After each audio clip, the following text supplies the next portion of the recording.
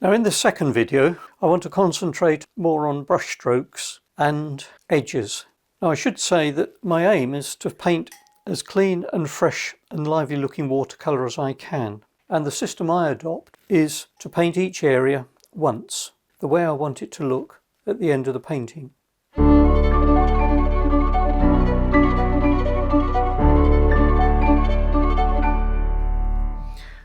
So if I want the dark side of this chimney stack, I try and get it in one. That's a mixture of light red and burnt sienna. And if I want to do the roof, I press the brush on, make one continuous stroke, and the thickness of the stroke is really achieved by the pressure I put on the brush. I want just sharpen that edge up there a bit and then leave it. Don't keep going back. We'll just put in a tiny bit on this edge here and then go straight on to do this roof. Now once again, following the system, start at the top and the drawing part.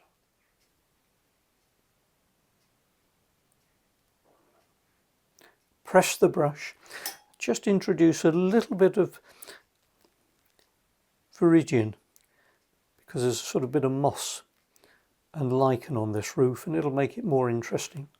Then back, rinse the brush, a bit more of the reddish paint, burnt sienna, light red, and finish off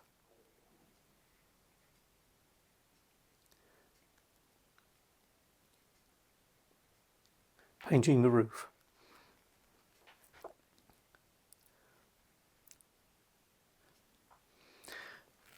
We can also go straight on to the side. This is burnt umber with a bit of burnt sienna, almost straight out of the tube. So if I go down here to get the shaded side, I can then put in the little triangle of shadow on that side there. And it'll merge, and as you can see, because the paint is so thick, even though I'm painting into quite a moist wash, it's behaving itself, it's not going anywhere. If I add some ultramarine to get the gutter line, again this is really quite thick paint, I'm really using the moisture already on the paper at the bottom of this bead on the base of this wash to sort of dilute and join that up. So it'll give me a more interesting mark. And there's a little gutter here, and the downpipe. And then we can, with that, perhaps even indicate the window.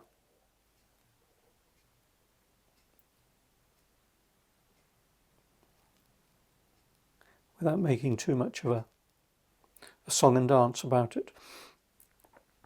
When you're painting, what you should paint really is each form, so it attracts the same amount of attention in the painting as it would if you were looking at it in real life.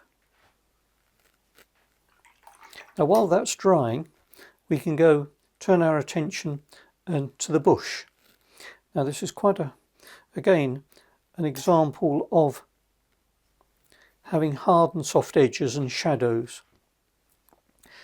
As I've said before, the sun is coming from the right hand side, so this side of the bush, a bit more raw sienna, is quite light.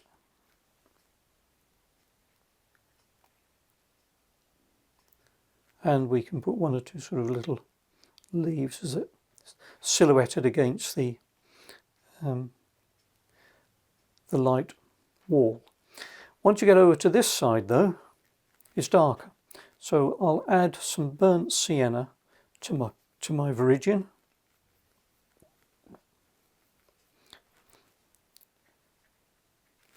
Put a bit more viridian with it so it's a darker green.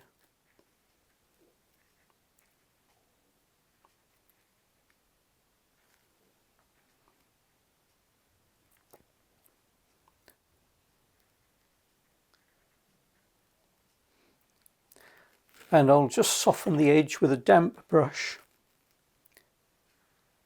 or the base of it, so it joins onto the grass. But then of course ultramarine, perhaps with a little bit of light red, nice and blue, so that we have the cast shadow. We've got the shaded side of the bush, now we want to draw the cast shadow, and notice I'm going straight in with the shadow.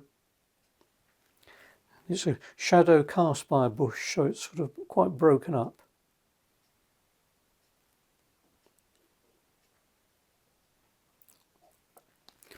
And then we can indicate a little bit of the shadow with a darker green. Go back to the green on the grass as it falls. And then with a damp brush, not a wet brush, just soften it to indicate that it's how it's joined onto the grass.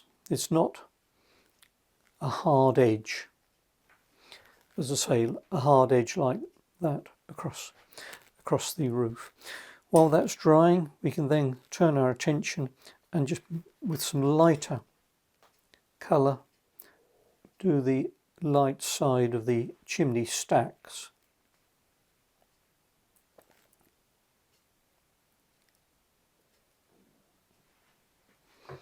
There's no rule about painting light to dark or dark to light as far as I'm concerned. That's running a bit there, I'll just take that moisture. Because if you're painting each area once, you are immediately freed up from painting in any particular order.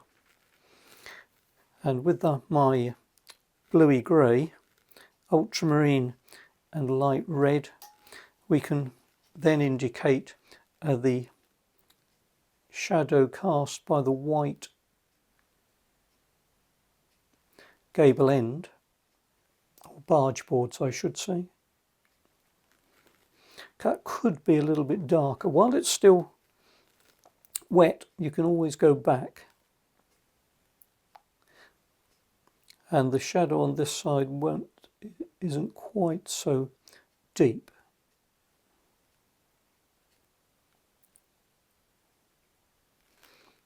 And while that's drying, we can probably put in that shadow there, just in one, a little shadow there.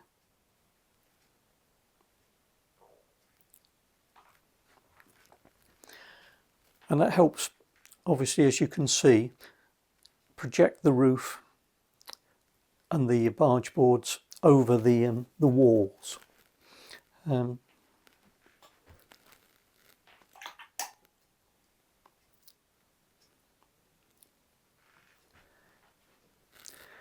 Tiny bit of drawing on the chimneys, again with nice thick guppy paint.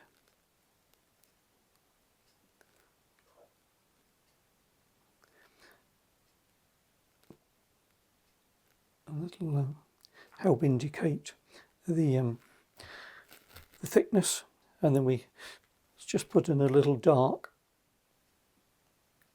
of the gutter line underneath that, just in one stroke.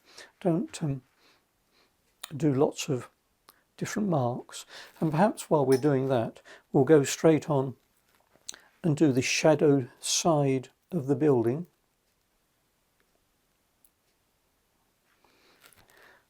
Again, one stroke and then another one to fill it up. And then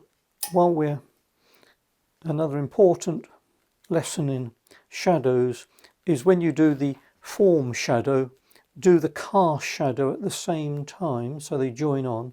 And of course what it'll do is it'll be quite bluey and it'll go across the road.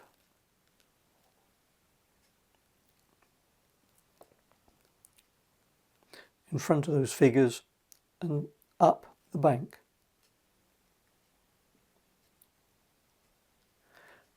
So it's nicely giving me quite a lot of the viewer quite a lot of information about the lie of the land. There is a a suggestion. Just take a little bit of that off. It's just a tiny bit dark. There is a suggestion that cast shadows, or a theory that cast shadows are slightly darker than what we call form shadows. Shadows on the shaded side, in this case of a building. That's a form shadow on the tree, on the bush. This is a cast shadow, and cast shadows, because they are the absence of light, because something, either the bush or the tree, has blocked them out, blocked the source of light out, they tend to be a bit darker. Whereas these other shadows get what we call reflected light. This would have some light reflected from the road back in there.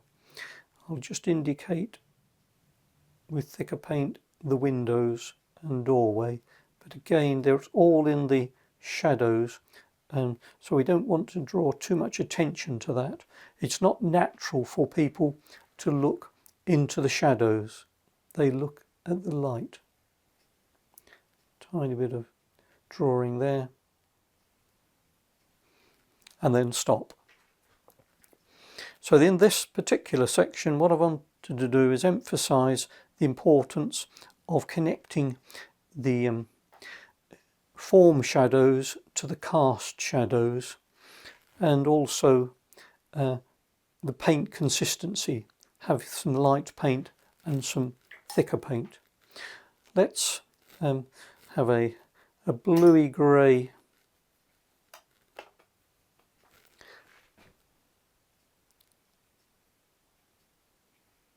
roof for this building here. Again, try and do it with as fewer brush strokes as possible, and have the dark, as this wall will be in shade, it's turned a little bit against the light, have that in the shade, then connect the shadows, change the colour, have a reddish roof for that little bit there, and then have some raw sienna, a bit more water to do the last bit. And of course, while I'm painting that, I'm also starting to form the side of the tree. There'll be a bit of shadow there as well. And we can also just suggest the dark side of the chimneys. If that runs, just let it run a bit. That won't be disastrous, and is in fact quite a small area of the painting. Finally, a little bit of dark, perhaps cobalt. As you're looking up underneath here, it's a smallish stroke, but don't start getting close. Try and keep a nice free hand. If it wobbles a bit, don't worry. It'll look the more interesting by having your handwriting on it. So it looks as if it's been painted by a sentient human being. Then it will look, if it's sort of ramrod straight, and looks as if it's been applied by somebody, frankly, who's looks as if they're worried about making a mistake. Okay, so the purpose of this video was to emphasize two or three very fundamental basic things about paint consistency and form shadows and cast shadows, and giving in to the pressure of the watercolour medium by having to carry on before things have dried, so you get this wonderful merging. That helps emphasize the edges which actually which are sharp. If you don't leave a little bit of mystery, then the viewer will very quickly get fed up with it. Now the next lesson, the third one, will address the sky. Now I'll paint the sky using my usual technique of applying the paint just the once. And that's very important. In fact, it's especially important in the sky in order to maintain that luminous look of the atmosphere.